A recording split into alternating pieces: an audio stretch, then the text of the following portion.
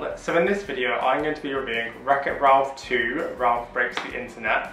So there was a lot riding on this movie. The first one did such a good job in terms of creating this universe of classic gaming characters and introduced a brand new character, Ralph, who is kind of like a bumbling protagonist, and kind of gave him a great sidekick in Vanellope, and kind of, you know, together they were in this massive gaming universe, taking on like a classic type Disney villain and trying to save the day.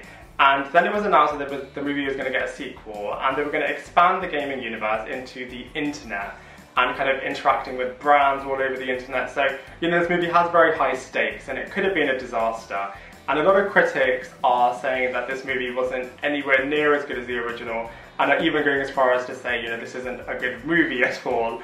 I personally kind of think the opposite. I kind of feel like it superseded the original and that it's a really, really good movie. I really, really enjoyed it, and this movie review is going to be generally quite positive because I was such a big fan of the movie overall. So let's get on with the review.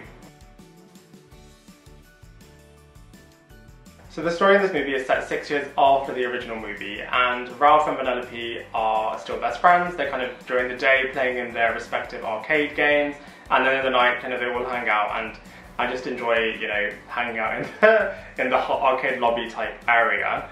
The movie shows that Ralph is really content and happy with his life, but Vanellope kind of wants more and is kind of really bored, kind of doing the same track in her game Sugar Rush every single day.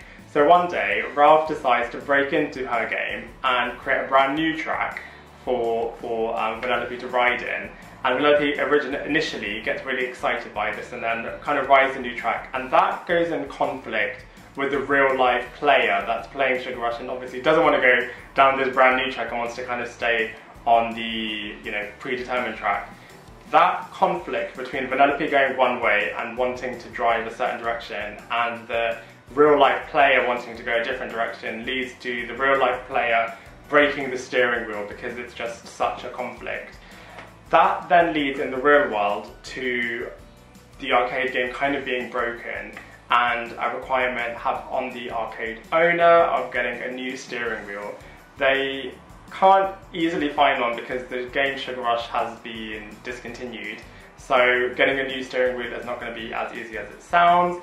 The kids that are in the arcade game find out that you can still get the steering wheel on eBay, but I think the price is $200, and the arcade owner deems it's too expensive and decides to shut down Sugar Rush. In the game, the characters hear this and are beginning to kind of run out because they're going to become homeless. So while Sugar Rush is shut down, Vanellope then kind of questions, okay, I wanted more from life, but then I still didn't want to give up my life. So her character is just very conflicted at the moment, and then Ralph kind of sees himself to blame because of the situation that has happened because he kind of created this new track. So he gets the idea of entering the internet and trying to find whatever eBay is and trying to get a brand new steering wheel so that Vanellope's game Sugar Rush can come back on and everything can go back to the way it was. At this point the movie becomes really clever as Ralph and Vanellope enter the big bad world of the internet, and you can kind of see themes that in the real world we experience. So you can kind of see Google's predictive search guesses, you can see YouTube sensations, you can see viruses, you can see pop-up adverts and kind of how annoying they can be. So kind of all of these kind of themes that we can all relate to is experienced through the eyes of Ralph and Vanellope, so that's really, really interesting. There's also the classic scene that everyone is talking about with the Oh My Disney sequence where Vanellope and Ralph kind of enter kind of the whole Disney world and kind of see the classic characters that we're all kind of accustomed to, such as the Disney princesses, such as the Star Wars characters, such as Toy Story, kind of all of the classic Disney aspects. It's not done in like an overly salesy kind of way, which is making everyone suddenly want to flood to Disney World and Disneyland. It's kind of done in the perfect balance, I would say, in terms of that you can kind of see the humorous side of how it would be when Ralph and Vanellope kind of interact with these sort of characters, but not in like an overly sponsorship, salesy kind of way. The movie also explores themes of, you know, letting someone go and how people kind of have different ideas of what they want to do with their future, and how you can deal with a situation of, you know, best friends wanting to kind of suddenly want to do different things but wanting to still keep the friendship, whereas the other one kind of wants to kind of keep everything as it is, and kind of how that different conflict can be resolved, potentially, if it's resolved or not, you'll have to see in this movie. And it did kind of throw back to the scene on Toy Story 3 where Andy is leaving his toys behind as he's moving on with his life into a whole new chapter, and kind of the emotional side of what that would mean to kind of the toys and to Andy. So that kind of vibe was experienced in this movie, I would say, as well.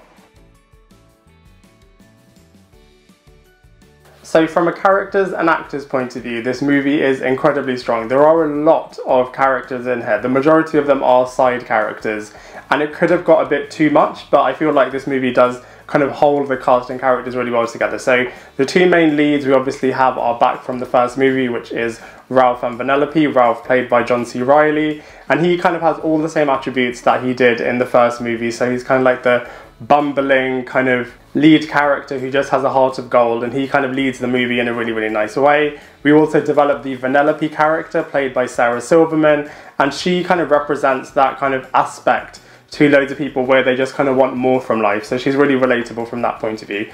And we also have all of the classic video game characters. They're all back, such as Sonic and all of the other kind of characters from the video game point of view. But then at the same time, we have loads of new characters as well. So we have Gal Gadot, Wonder Woman's Shank in this film, and she kind of represents kind of like the edgy kind of racer character that attracts Vanellope kind of into a new place, which kind of causes a lot of conflict from Ralph and Vanellope's point of view. Ralph obviously does a couple of questionable things, but you can kind of understand where he's coming from, because the movie is so good in terms of making you understand where all of the different characters are kind of coming from. We then also have all of the Disney characters, such as the Disney princesses, such as Eeyore, such as the Stormtroopers, and that was kind of nice to kind of see all of these kind of Disney characters, to remember that, you know, Wreck-It Ralph is part of this whole Disney world, and to kind of see all of those Disney characters are really, really cool. But then at the same time, you have loads of internet characters that you see as well, such as Google, such as YouTube. And then you also get to see what I felt was the most interesting aspect of this movie, the virus characters, which really showcases how dark and eerie the internet can be. So all in all, I feel like the characters and the cast of Wreck-It Ralph 2, Ralph Breaks the Internet are awesome. From a visuals point of view, this movie is very, very strong. It's very rich in its visuals. You can tell that they spent a lot of money, because the whole internet world looks absolutely incredible. All of the characters look really cool. When they go to Disney World, it looks really cool. All of the visuals in this movie just really bring it to life and just really immerse you into this whole new world, and you really do feel like you're with these characters, both from the video game arcade point of view as well as from the internet point of view. So I feel like the visuals in this film really do make it a strong contender for the whole Disney World entry.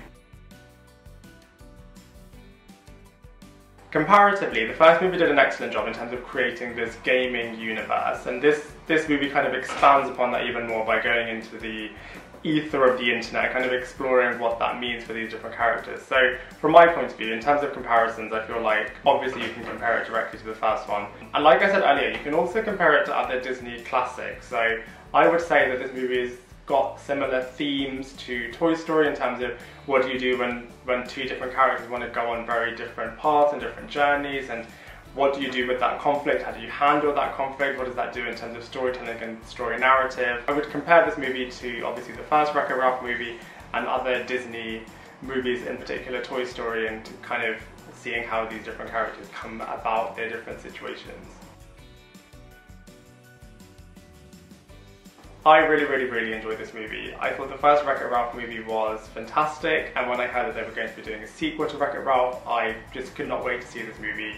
I thought it was fantastic. I actually am someone who's worked at Walt Disney World years and years ago. That's a story for a whole other day. So, you know, my expectations of Disney movies, and all movies really, are very high. And I felt like, you know, this movie did a really good job in terms of telling the continued story of Ralph and Vanellope, and kind of throwing them into a whole new kind of territory and a whole new world, and no pun intended with whole new world, and kind of just elevated everything in terms of, you know, the situations that they're in, the characters that they're exposed to, and just everything. I just thought overall it was a real joy from start to finish, and that's why this movie gets a solid 8 out of 10 for me.